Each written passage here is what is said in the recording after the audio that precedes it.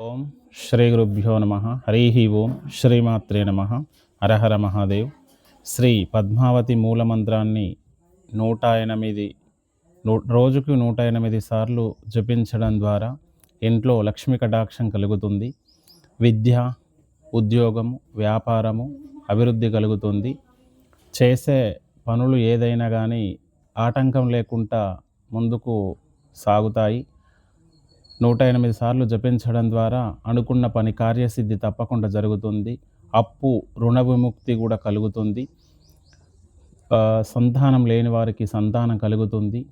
పెళ్ళి కాని వాళ్ళకి పెళ్ళి కూడా జరుగుతుంది. అనుకున్న సమస్యలు ఏ సమస్యలు ఉన్నా కానీ లక్ష్మీదేవి మంత్రము అనుష్ఠానం చేయడం ద్వారా అనుకున్న పనులు అతి త్వరగా జరుగుతాయి. దేంట్లో ఆటంకం వచ్చినా కానీ లక్ష్మీదేవి మూలమంత్రాన్ని అనుష్ఠానం చేయడం ద్వారా మీకు అనుకున్న విద్య, ఉద్యోగము, వ్యాపారము అనుకున్న సమయంలో 41 రోజులో తప్పకుండా సిద్ధిస్తుంది. ఒకవేళ కళ్యాణ యోగము,